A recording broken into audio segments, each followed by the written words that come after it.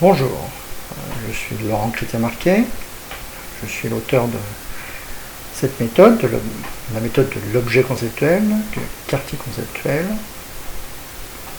Bienvenue sur ce site et bienvenue donc dans le monde de cette technique dont j'espère vous allez pouvoir bénéficier, profiter pleinement, et qui va certainement vous permettre de gagner beaucoup de points, d'améliorer considérablement vos chances de réussite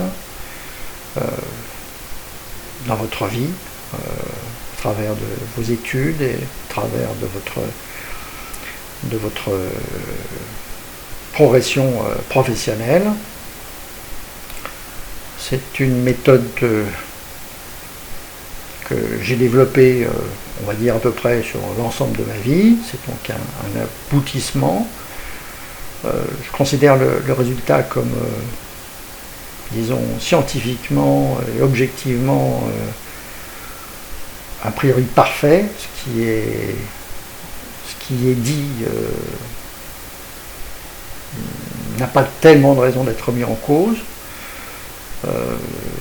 En tout cas, j'y ai mis toute l'observation, toute l'analyse que je pouvais, et j'estime que le résultat est, en ce qui concerne la question de la mémorisation, un aboutissement qui sera difficilement dépassé, en tout cas qui ne sera pas remis en cause. Cette méthode, si vous la comprenez bien, et vous la comprendrez facilement, va vous permettre d'augmenter considérablement votre capacité de mémorisation, ce qui est quand même représente 80-90% de ce qui est demandé dans le cadre des études, je vais dire pas seulement des études, mais de la vie d'aujourd'hui. Voilà. La connaissance est aujourd'hui la clé absolue donc pour progresser, pour réussir au niveau professionnel. Ce n'est pas la seule chose, bien sûr, mais c'est quand même une composante extrêmement importante. Et au moyen de cette méthode, vous allez au moins vous débarrasser d'un problème majeur, qui est effectivement le problème de la conservation, du non-oubli des informations acquises. C'est-à-dire combien de temps, quel effort, quelle énergie je dois consacrer au fait de conserver une information, au fait de la maintenir sur le long terme. Donc cette méthode s'intéresse à la mémoire à long terme, pas à la mémoire à court terme, même si en fin de compte elle a des implications aussi sur la maîtrise de la mémoire à court terme. Mais on fait la supposition que effectivement vous n'avez pas de problème de mémoire à court terme, ce qui est vrai, je dirais, pour tous ceux qui ne sont pas atteints d'une infection de type Alzheimer. Et ça représente quand même beaucoup de monde. Peut-être qu'on verra que ça peut aussi, je le pense d'ailleurs, peut-être contribuer à atténuer les effets d'une maladie comme Alzheimer, et puis aussi contribuer à faire en sorte qu'elle survienne le plus tard possible. C'est bien connu que les gens qui ont une grande activité intellectuelle, qui travaillent beaucoup, en particulier les langues par exemple, ont un temps de vie intellectuelle, je dirais, particulièrement prononcé. Bon. Donc, cette méthode est basée, vous l'avez vu, vous l'avez lu, et si vous ne l'avez pas encore lu, eh bien, je vous encourage à commencer peut-être par lire les textes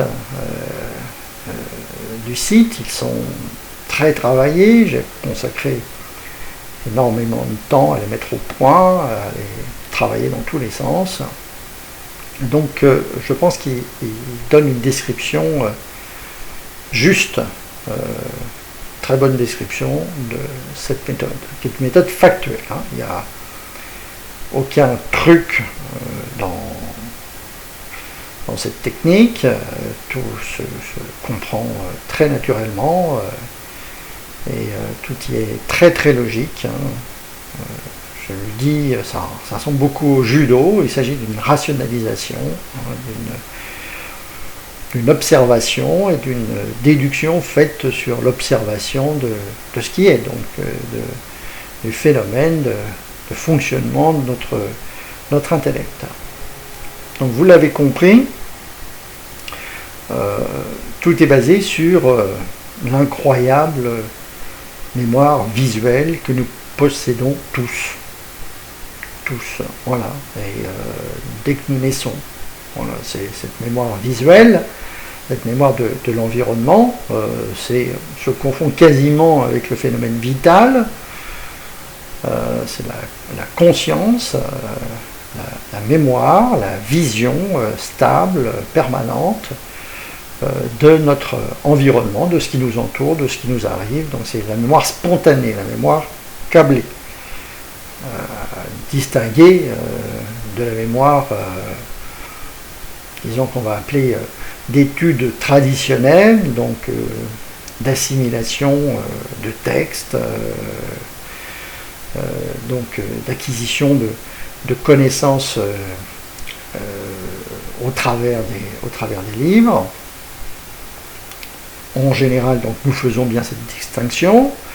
Il y a ma mémoire de mon environnement, la mémoire spontanée, la mémoire naturelle, la mémoire vitale, et il y a la mémoire de ce que je dois apprendre, la mémoire de l'étude. Donc, qui, elle, par contre, est franchement pas spontanée du tout, qui me fait beaucoup souffrir, qui me demande beaucoup d'efforts et dont je suis désespéré de voir le taux de perte systématique. Donc, le principe de cette méthode, c'est finalement de regrouper ces deux mémoires, hein, et faire en sorte que tout objet d'étude passe à l'état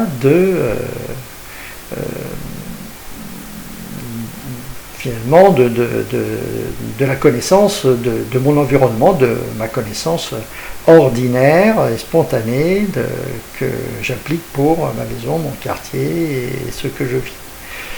Donc ce que dit cette méthode, c'est qu'en fait tout est visualisable, tout est visualisable et tout est visualisable. Là, il y a une différence entre les deux. Visualisable, je peux me promener dans un contenu, dans un souvenir, et visualisable, je peux rendre en fait une connaissance, un contenu d'un texte, je peux le rendre visuel, exactement au même niveau et au même titre que ma maison ou mon quartier. Tout est visualisable, tout est quartierisable, tout est maisonisable. Voilà.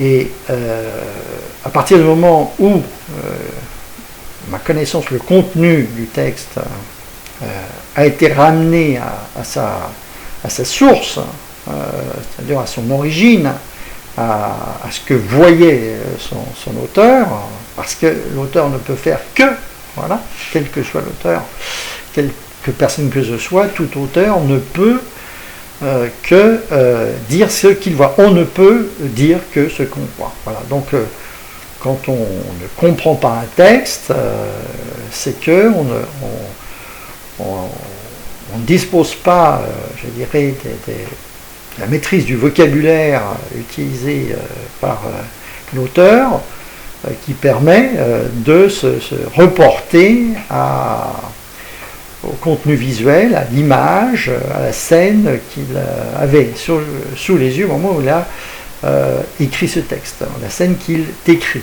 Hein. Voilà. Je dis, par exemple, voilà, toute image, ne pas comprendre un exposé de mathématiques avancé ou un chinois qui vous raconte ce qu'il a mangé à midi, c'est exactement la même chose. Je dis toujours ce que je vois. Voilà. Donc on a cet axiome, on va dire, ce principe fondamental qu'il n'y a pas de texte, donc texte d'étude, l'objet même de l'étude, qui ne correspondent pas à une scène triviale, totalement 3D, que l'auteur est en train de décrire. Donc ça c'est le cœur même, je veux dire c'est le principe fondamental. Voilà. Et, toute connaissance peut fondamentalement être visualisée, être cartéisée, être objectisée, être 3Disée. Je visualise, je 3D, je trivialise, je cristallise, je mémorise, je cartéise. Mon travail d'analyse, voilà, je structure, j'analyse, j'archimédise, je 2 ou 3 fois le 3 fois le 3, et je bloque, tout bloque, je continuise, je continuumise, je marche d'escalierise, je navigabilise, j'instantanise, nanoseconde et j'accumulise, je vois tout en même temps et je perspectivise, je visualise, je 3D, je trivialise, je cristallise, je mémorise, je cartéise. Voilà, ça. Le travail de transformation du texte en une entité 3D triviale, je visualise, je 3D, je trivialise, je cristallise, je mémorise, je cartéise, donc une part fondamentale, essentielle, de cette transformation du texte incompréhensible, dont je ne comprends rien, dont je ne retiens rien, avec lequel j'ai un mal fou, le passage de ce texte a, au contraire, un contenu hyper évident, dont la mémorisation est spontanée. Voilà, ce que j'appelle une combinaison d'objets triviaux ultra connus, particuliers, ordinaires, parmi une infinité de possibles, visitables, parfaitement navigables, photographiables, spontanément mémorisables pour toujours, à coût totalement nul. Voilà, combinaison d'objets triviaux ultra connus, particuliers, ordinaires, parmi une infinité de possibles, visitables, parfaitement navigables, photographiables, spontanément mémorisables pour toujours, à coût totalement nul. Voilà. Le principe qu'on a pour cette mémorisation incroyable, la maison du quartier, hein, vous pouvez refaire 1000 fois l'expérience, je me souviens d'une quantité incroyable de choses, je peux naviguer dans ma maison, dans mon quartier, et retrouver une foule de détails absolument faramineuses. Bon, bah, vous reprenez la description de tout ou partie de cet ensemble-là. Je la décris en texte, je la traduis en chinois, en grec, dans une langue que je ne connais pas, et j'aboutis à quelque chose d'incompréhensible, d'infiniment difficile à assimiler. Voilà, donc ça, vous l'avez compris, tout texte d'études, que ce soit en maths, que ce soit dans le domaine du droit, que ce soit dans le domaine de l'informatique, etc., tout texte correspond à une scène totalement triviale, à une combinaison d'objets triviaux, particulière, ordinaire, voilà, dont la disponibilité fait que c'est complètement évident et que c'est immédiat à mémoriser. C'est extrêmement facile à mémoriser. Donc on a un point de départ et voilà, je n'ai jamais dans ma vie rencontré un texte que je devais étudier au niveau professionnel ou autre, mais bon, en particulier au niveau professionnel, et que je n'ai pas pu finalement ramener à une totale trivialité, compréhensible par n'importe qui, compréhensible, je le dis toujours, enfin, je veux dire compréhensible par un enfant de 10 ans. Voilà. Alors,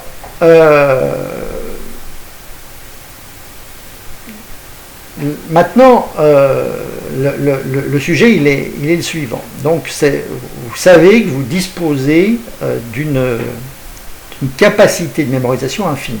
C'est la mémoire visuelle spontanée d'objets triviaux. Voilà. Alors, j'insiste énormément sur le fait que ce sont des objets triviaux. C'est-à-dire les objets visuels, des objets triviaux. Il y a deux aspects dans l'objet trivial. La notion d'objet trivial est complètement centrale. L'objet trivial est magique. Donc l'objet trivial, c'est ce que vous avez voilà, dans votre environnement. C'est la table, c'est la pièce, c'est la télé, c'est une banane, c'est tous les objets ordinaires qui nous entourent et qui ont comme caractéristique, les objets triviaux, c'est d'avoir des formes extrêmement simples. Si je prends un avion, si je prends un écran de télé, si je prends une maison, tous les objets existants sont des aboutissements, sont pas des entités déglinguées, au contraire, sont des entités géométriques infiniment simples, infiniment clean, et qui infiniment géométriques, c'est-à-dire ont une forme. Si je prends mon portable, bon, c'est un cube, c'est un parallépipède. Si je prends une chaise, c'est pareil, je vais trouver donc l'endroit, voilà, l'espace horizontal, et puis le dossier, voilà, qui est bien perpendiculaire, etc., etc. Donc, tous les objets réels que je connais, tous les types d'objets que je connais, ont tous une forme géométrique extrêmement épurée, extrêmement simple. C'est toujours ce que j'appelle une 2 ou 3 fois 2 ou 3 fois 2 ou 3 IT, c'est-à-dire deux parties, elles-mêmes composées de deux ou trois parties, donc 2 ou 3 parties composées elles-mêmes de 2 ou 3 parties, composées en général elles-mêmes de 2 ou 3 parties qui ont toutes, au niveau de chaque partie elle-même, donc un volume et une forme générale, une forme élémentaire générale très bien définie, et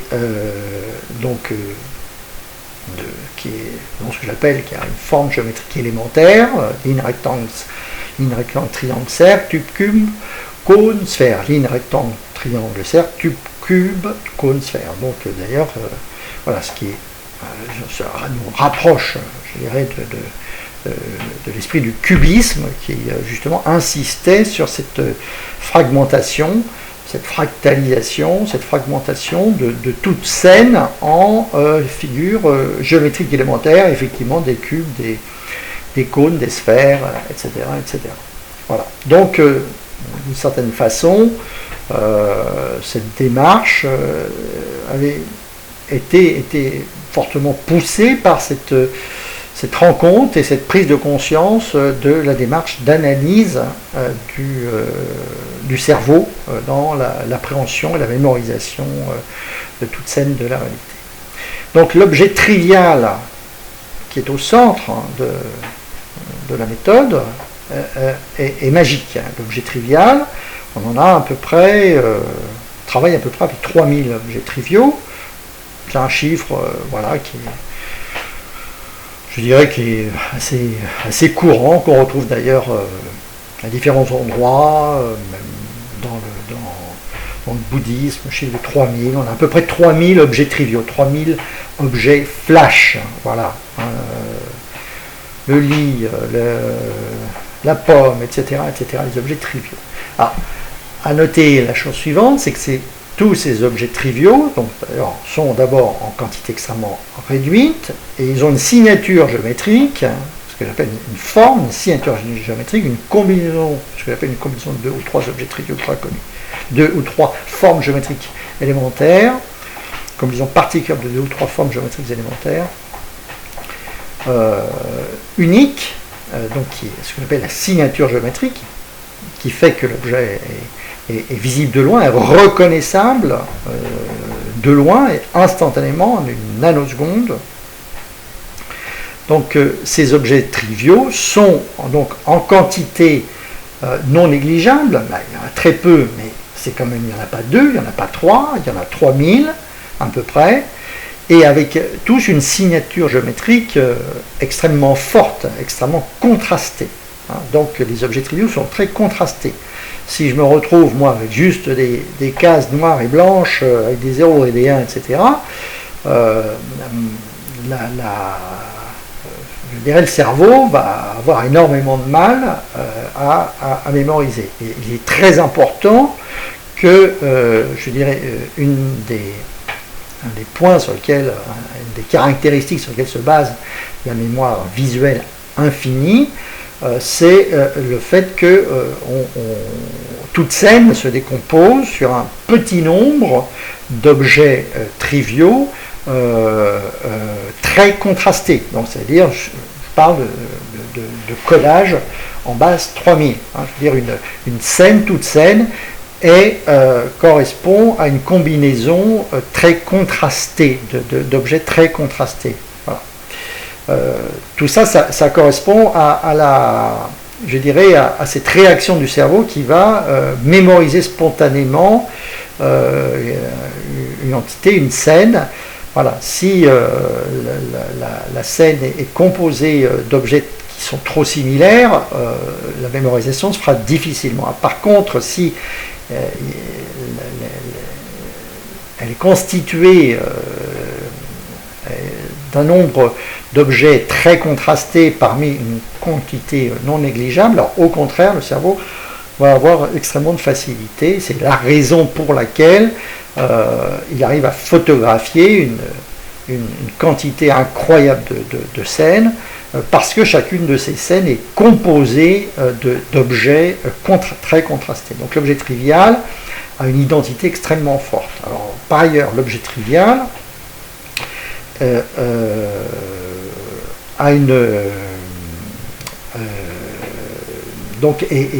aussi un objet extrêmement connu. Hein. Donc ça, c'est un aspect, un aspect essentiel.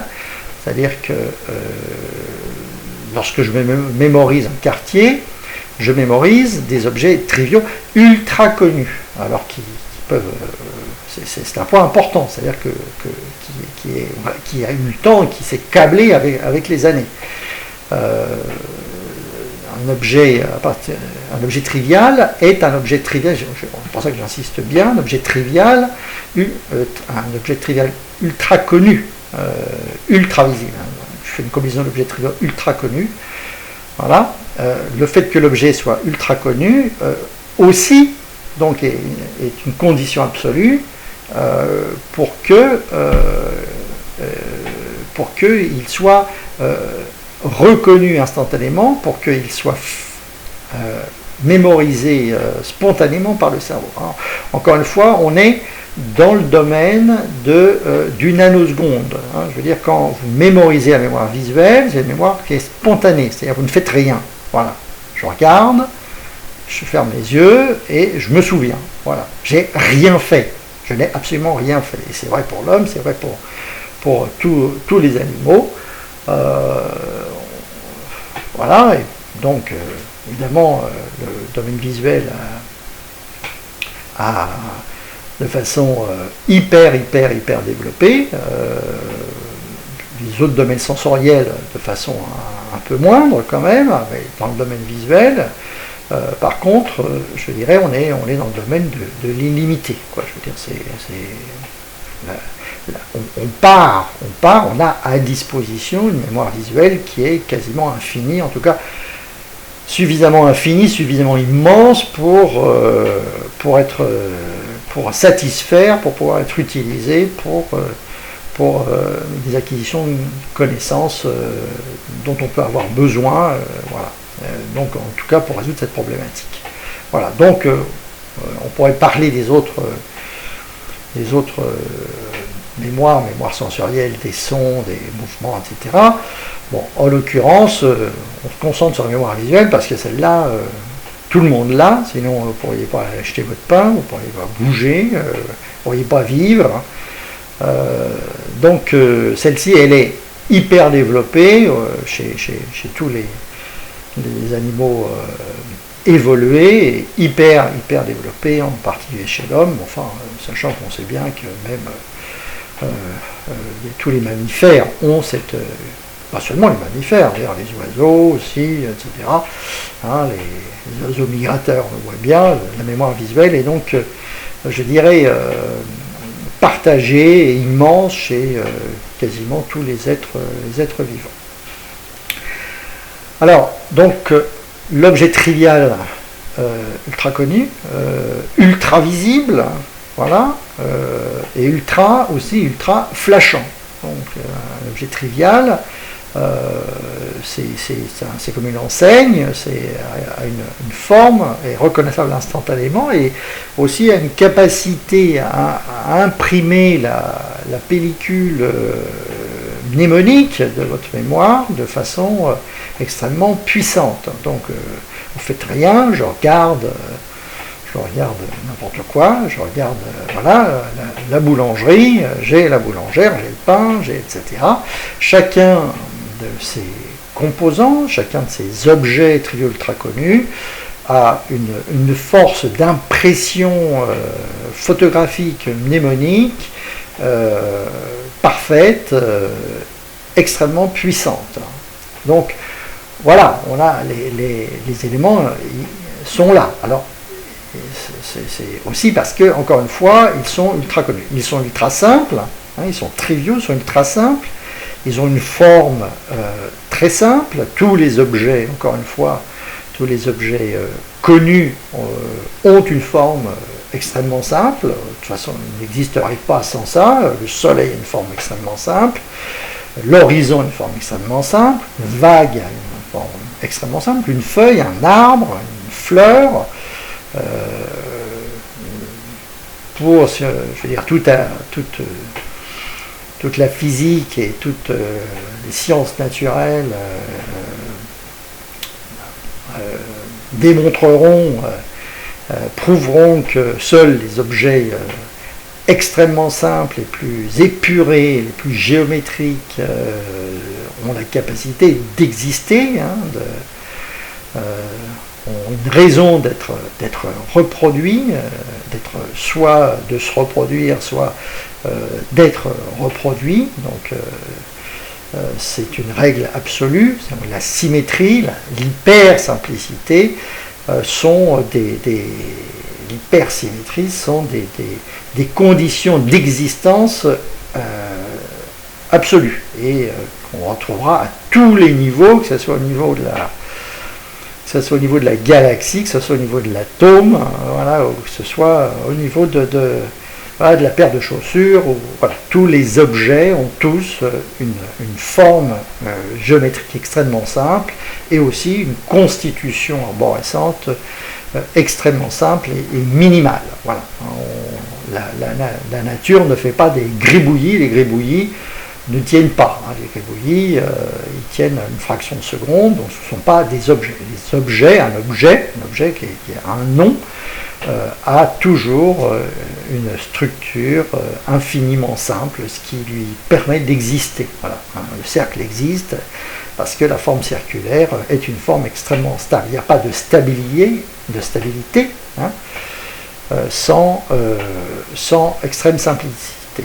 L'objet, ce que j'appelle l'objet, de façon générale, la définition, dans le cadre de la méthode que je donne de l'objet, c'est une combinaison, l'objet, le composant, composant le sous-ensemble à partir du bloc évident gros combinaison, stable, parfaitement stable, cohérent, continu, homogène, géométrique, symétrique, centré, typé, à 90% parfaitement connu, extrêmement familier. Enfin voilà, composant le sous-ensemble à partir du bloc évident gros combinaison, parfaitement stable, cohérent, continu, homogène, géométrique, symétrique, centré, typé. Voilà, à 90% parfaitement connu, extrêmement familier.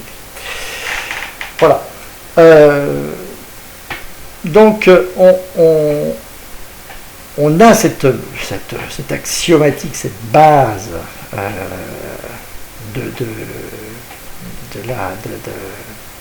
de l'objet trivial ultra connu.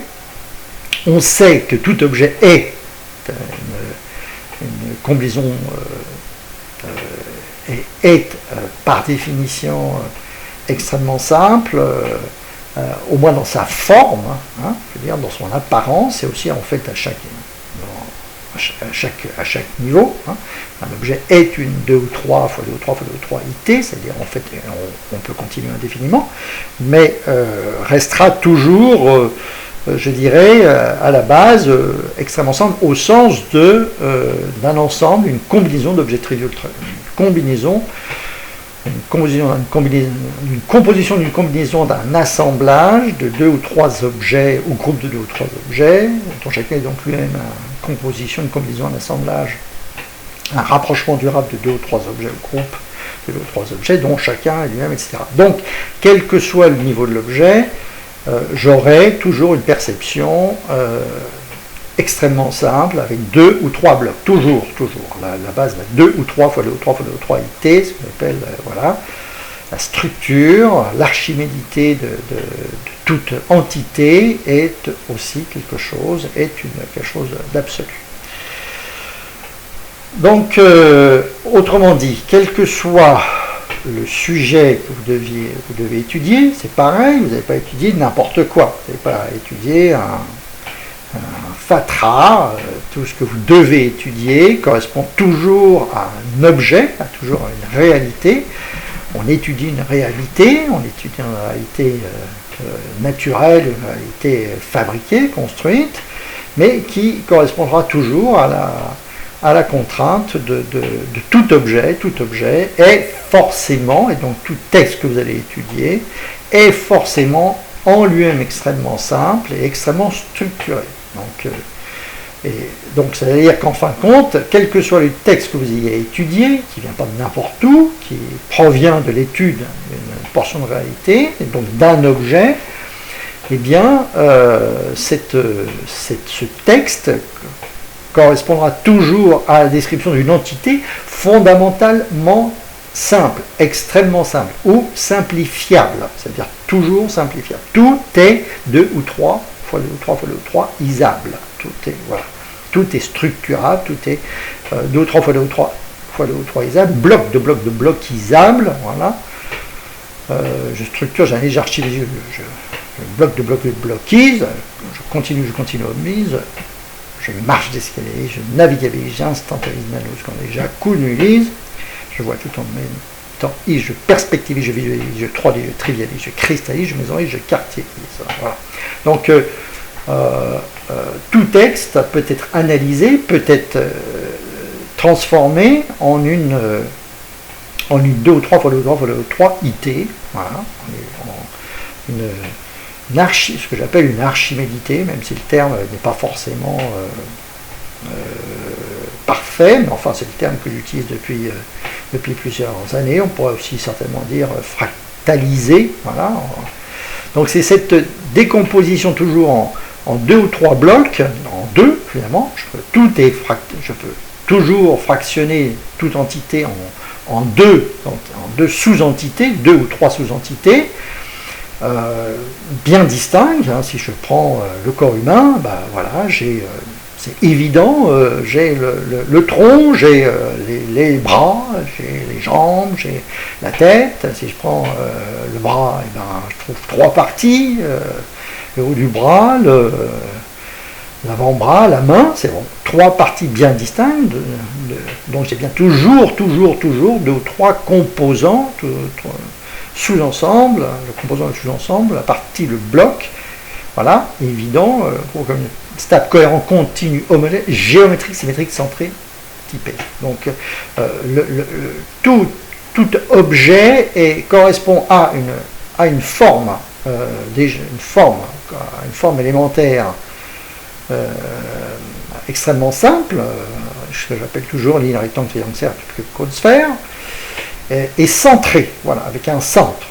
Le centre, on le reverra tout le temps, donc j'ai toujours une figure géométrique avec un centre sur lequel je peux me concentrer. Voilà. Donc fondamentalement, tout objet peut se ramener déjà, je dirais, à une combinaison de deux ou trois figures géométriques élémentaires, correspondant chacune à un de ses composants. Voilà, donc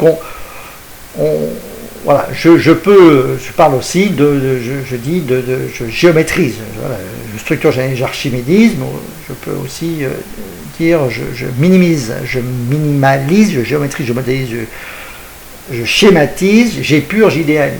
Voilà, donc tout objet peut être réduit à en fait deux ou trois objets, groupes de deux ou trois objets triviaux ultra connus.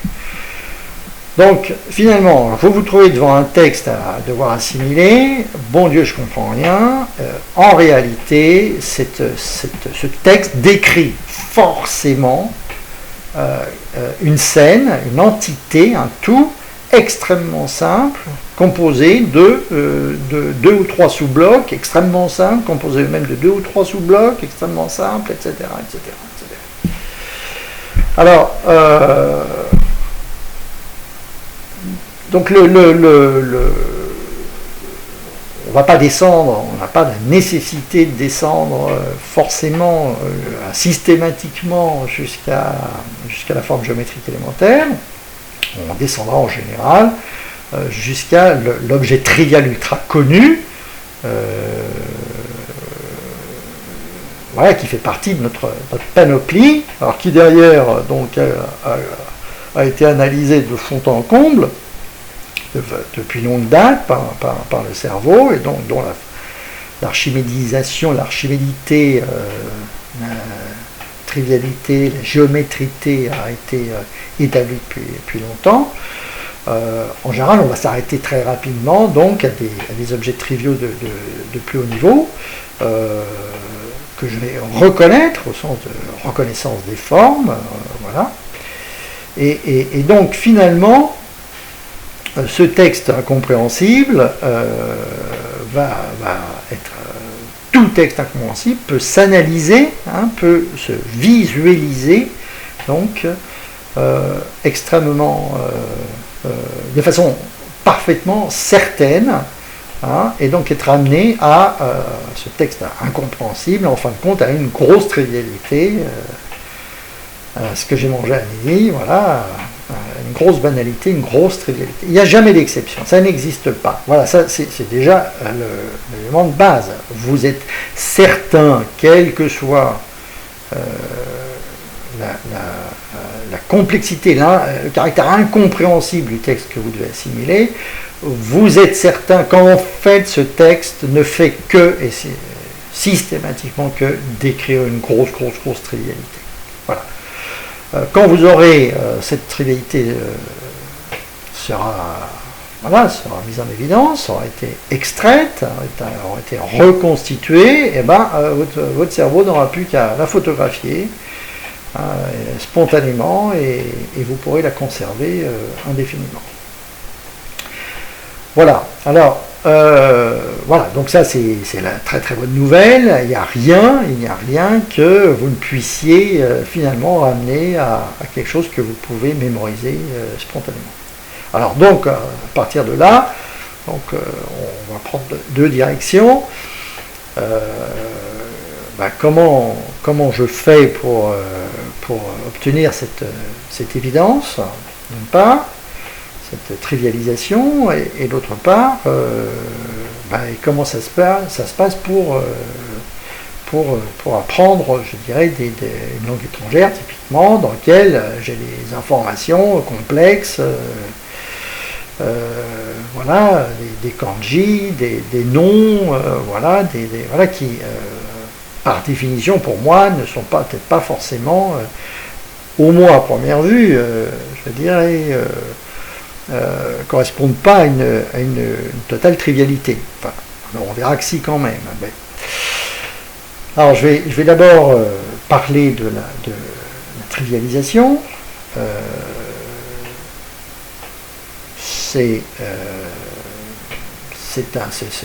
Ça c'est un travail, je dirais, qui est, on va dire, le travail d'archéologue. Voilà. Peu importe qui fait ce travail de trivialisation. Alors, bon, souvent ce sera, enfin pas souvent, mais parfois ce sera vous, mais évidemment, si le travail a été fait par quelqu'un d'autre, il est souvent, eh ben, on va prendre ce qui existe. Hein. Le but en soi n'est pas d'effectuer ce travail, même si ça a toujours quelque chose d'amusant, d'excitant, de résoudre une énigme à la Hercule Poirot, donc de dénouer, de résoudre, de rendre soluble, de rendre limpide quelque chose qui est a priori incompréhensible. Peu importe, le sujet n'est pas là. Hein. Mon problème à moi, c'est d'acquérir ici, en tout cas, c'est d'acquérir des connaissances en grande quantité et de façon durable. Et donc, pour résoudre ce problème-là, je vais d'abord rechercher, dans un premier temps, le travail, un résultat, je dirais, qui a été fait par quelqu'un qui a beaucoup l'habitude, donc entre guillemets, qui est très intelligent, voilà, en tout cas qui est habitué à faire ce travail d'analyse, qui est expérimenté sur le sujet, etc., etc., et qui va donc me transmettre ça par écrit, ou éventuellement de façon orale, et à ce niveau-là, comme je le dis dans le texte, peu importe, on s'en fout complètement, tous les moyens sont bons, entre guillemets, pour acquérir la visualité, hein, la trivialité du texte que je dois assimiler. Voilà. Donc, je ne vais pas hésiter, effectivement, à aller voir mon collègue qui est plus brillant que moi et qui est plus expérimenté que moi et qui, lui, a tout pigé. À aller regarder 15 textes dans les bouquins, sur Internet, etc., tous les tutoriaux disponibles, voilà.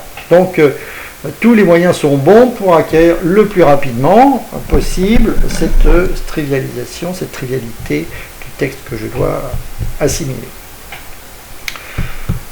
Maintenant, si je ne trouve pas, dans le cadre de mon travail moi-même de formateur, effectivement, le travail est parfois pas trop disponible. À ce moment-là, on se met au boulot et j'ai mis donc toute une partie là-dessus, sur laquelle je reviendrai, sur la façon d'optimiser, de fabriquer cette évidenciation, cette évidence du texte à piger, à analyser. Voilà, mais bon, on sait maintenant là quelque chose d'absolu, hein, quel que soit le texte mathématique avancé, il est trivial, et je ne peux que vous encourager dans tous les cas à aller voir les personnes autour de vous, hein, voilà, de façon à ce qu'elles vous expliquent cette évidence qui de toute façon existe. Avec beaucoup de modestie, mais aussi beaucoup d'opiniâtreté, voilà, parce que même en général, quand la personne va vous l'expliquer, c'est hyper clair pour elle, mais vous n'allez rien comprendre. Donc, mais cette personne a toujours la possibilité, en fin de compte, de vous le ramener de vous le rendre parfaitement limpide, parce qu'il est fondamentalement limpide. La difficulté sera toujours que on crée des trivialités intermédiaires, hein, bien sûr, hein, on crée des définitions, on crée des concepts intermédiaires qu'il faut avoir assimilés, qui doivent être devenus eux aussi des objets triviaux ultra connus, et dont dont l'assimilation, je dirais, représente à sa propre exigence en point de vue, en termes de temps, en termes de temps d'assimilation, et donc, quelles que soient même une série de choses extrêmement simples, une série de chiffres, voilà, je vous donne une série de chiffres, et bien, chacun, voilà, je vous donne le chiffre 255, et après je vous donne le chiffre 760, etc., etc. Donc je vais avoir à chaque fois des combinaisons extrêmement simples, et si je vous en donne 50, effectivement, je vais avoir quand même un certain temps pour assimiler chacune d'elles. Donc ça, il faut savoir que effectivement, là, une prime, toujours une prime au travail sérieux et au travail régulier. On ne pourra jamais faire l'économie d'apprendre ces définitions dans l'ordre. Voilà. Donc, si on ne l'a pas fait, après, il faut rattraper le retard. Bon. Et le travail régulier a pour but, effectivement, d'éviter de prendre ce retard qui fait que les objets triviaux ultra connus ne le sont pas encore. Et fait qu'on reste largué pendant le temps qu'on n'a pas fait ce travail très simple, mais qui prend un certain temps.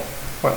En tout cas, la bonne nouvelle, c'est qu'à partir du moment où vous êtes normalement constitué, voilà, vous ne vivez pas dans un monde intérieur totalement perturbé, par des angoisses, par l'alcool, par n'importe quoi. Donc vous avez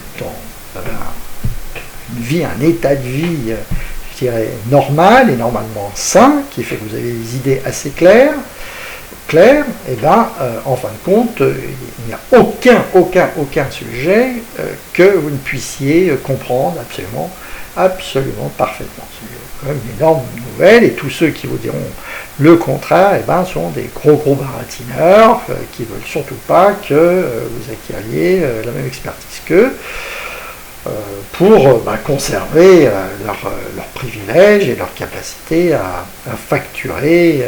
Voilà. Sachant encore maintenant que, de façon très claire, on ne peut pas, ce temps d'assimilation est ce qu'il est, je ne peux pas à la fois connaître toutes les langues, toutes les sciences, etc. On a un temps de vie qui est relativement, qui est limité, on ne vit pas 1000 ans.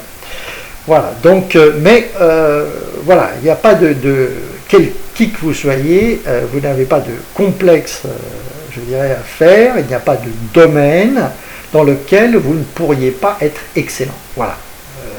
Bonne nouvelle, nous avons tous la même tête, tous le même cerveau, et tous, d'une certaine façon, la même, tous, voilà, d'une certaine façon, la même intelligence, pour, je dirais, tous ceux qui se sont exercés, ont appris à lire, à écrire, ont fait leurs études jusqu'à 16 ans, voilà, qui donc ont un cursus normal. Nous avons tous une tête, je dirais, quasiment similaire. Bon, certains courent un peu plus vite que les autres, et donc vont passer les concours avec plus de facilité, et donc vont pouvoir effectivement être mieux lotis, mais à la base, toute personne saine, j'insiste bien, toute personne saine, toute personne qui ne s'est pas abandonnée je dirais, à des poisons qui vous mettent dans le cirage du matin jusqu'au soir, eh bien, nous avons tous une intelligence qui est extrêmement similaire et une capacité à comprendre les sujets les plus complexes. Voilà, pour autant que vous ayez en face de vous des interlocuteurs qui, eux, ont acquis les trivialités et qui veulent bien vous la transmettre. Et puis aussi que vous ayez le temps d'écouter, je veux dire, de vous y intéresser. Voilà. Alors je voudrais passer donc cette fois-ci donc à l'autre aspect qui est l'aspect, je dirais, que j'appelle les éléments complexes. Lorsque j'étudie un domaine, j'étudie donc quel qu'il soit, un domaine riche, langue, sciences, etc. Comme on l'a dit, je vais avoir beaucoup d'éléments particuliers qui individuellement sont simples. Je vous donne 3,14, le nombre pi, voilà, je vous dis la surface d'un cercle, c'est pi R2, etc., etc. Chacun de ces éléments est en soi simple, mais ils sont en très grande quantité, et je dirais, je ne les vois pas constamment tous les jours. Donc j'apprends le chinois, j'apprends l'italien, j'apprends, etc. J'ai une grande quantité d'éléments simples mais inhabituels. Donc moi je les appelle finalement les éléments complexes pour les distinguer des éléments triviaux. Des éléments triviaux dont j'ai bien parlé. Donc ces éléments nouveaux, j'appelle les éléments complexes. Et ils sont en grande quantité. Et la difficulté de l'acquisition d'une science, elle est dans l'assimilation de ce grand nombre d'éléments simples. Voilà. Et donc d'éléments simples, mais semi-simples, donc finalement que moi j'appelle par contraste les précisions, les éléments complexes. Autrement dit, une science, finalement, comporte d'une part, je dirais, est constituée d'une grande quantité d'objets triviaux, mais qui ont une forme, une expression, une dénomination, et qui sont en quantité telle que finalement j'ai un effort qui est assez important. Je dois apprendre, encore une fois, je dois apprendre 1000 dates, je dois apprendre 1000 mots, ou 10 000 mots, hein, ou 100 000. Une langue, on est aux alentours de 50 000 à 100 000 expressions. On peut démarrer à 3 000, mais en pratique on aboutit à 20 000. Enfin, moi j'aime bien le chiffre 20 000 par rapport à 20 000 mutations, 20 000 éléments complexes, 20 000 précisions. Voilà. Pour moi, une science, c'est à peu près 20 000 réflexes, 20 000 éléments réflexes, 20 000 mutations qu'il s'agit de fabriquer, qu'il s'agit donc de 20 000 précisions qu'il s'agit de faire passer absolument nécessaire, qu'il s'agit absolument de passer à l'état réflexe, hein, puisque sinon je ne parle pas la langue, sinon je baragouine, sinon je ne comprends rien à ce qu'on me dit. Donc on a l'acquisition d'une connaissance, c'est fondamentalement l'acquisition, l'assimilation de 20 000, aux alentours de 20 000 réflexes. C'est la constitution de 20 000 mutations. Voilà. Alors, donc c'est là la difficulté, c'est sur ce très grand nombre d'éléments que je dirais qui ne sont pas totalement triviaux, en particulier en ce qui concerne les mots, voilà, les mots, les concepts, etc., sont simples quand je les regarde de près, de façon isolée, mais j'en ai beaucoup. Alors, donc, le principe ici de la méthode pour vous faciliter l'assimilation de ces 20 000 éléments qui constituent l'allemand, l'anglais, le chinois, Linux, Java en informatique, l'histoire de France,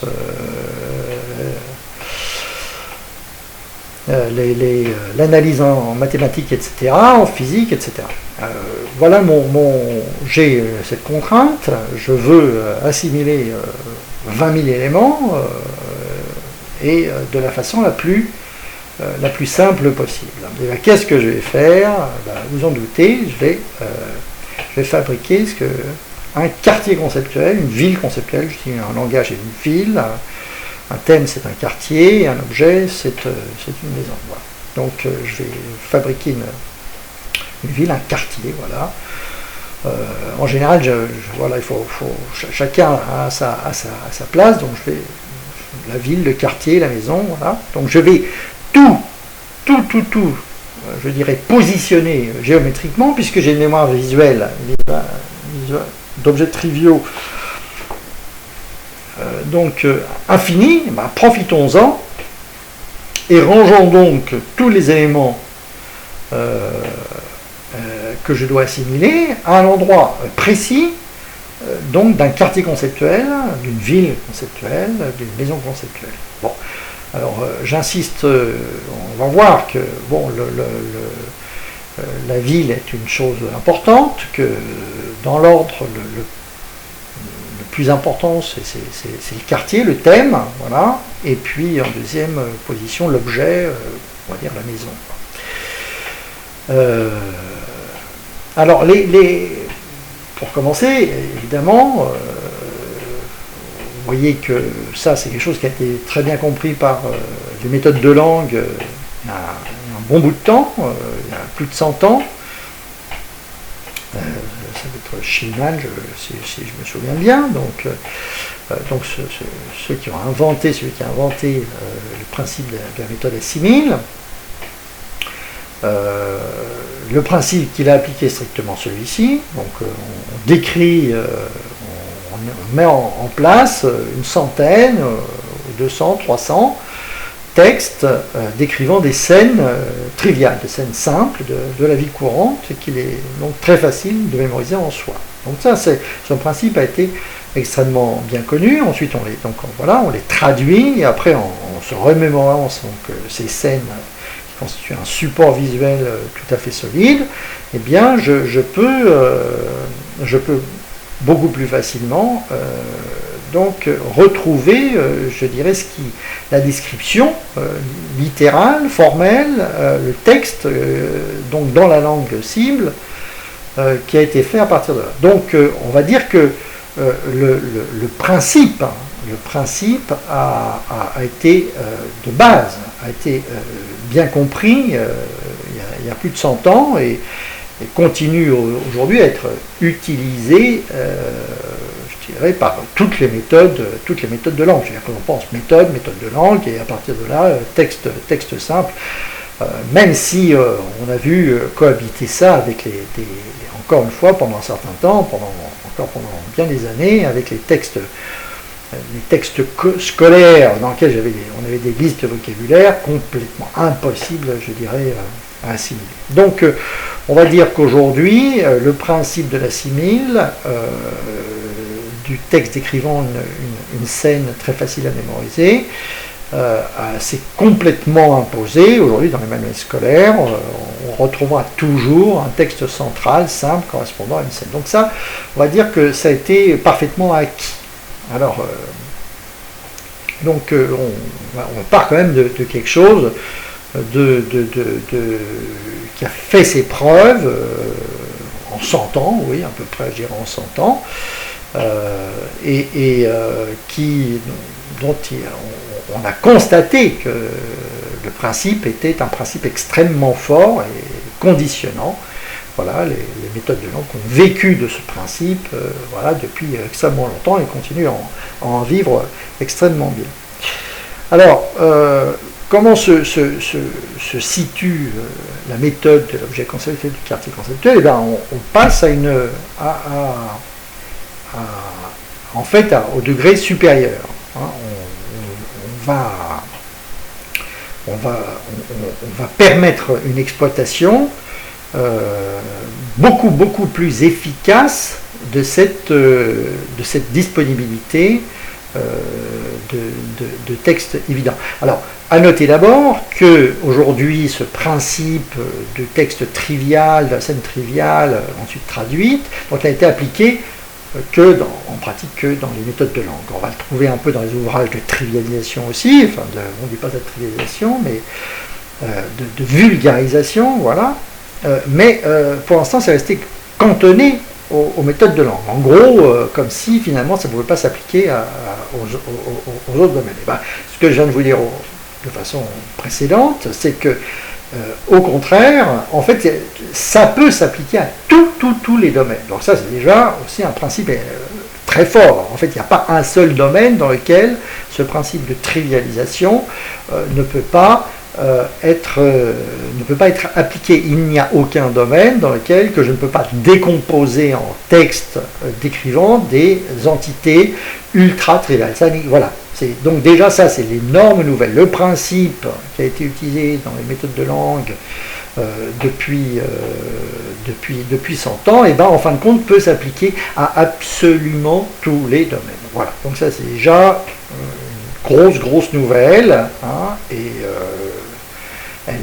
il faudra peut-être, je sais pas, aussi encore pas mal de temps, peut-être pas 100 ans, mais une dizaine d'années, puisque tout est divisé par 10 au point de vue temps, au point de vue délai aujourd'hui, mais pour que effectivement ce soit acté de façon par tous, que effectivement, il n'existe pas un seul sujet qui ne puisse pas être trivialisé, qui ne puisse pas être, je dirais, être traduit dans une forme totalement élémentaire, totalement triviale, et donc assimilable, photographiable, combinaison d'objets triviaux comme une particule ordinaire, visitable, parfaitement navigable, photographiable spontanément mémorisable, ça porte toujours un coup totalement nul. Voilà. Contenu visuel pur en destructible 3D, exactement comme la maison, comme le quartier. Voilà.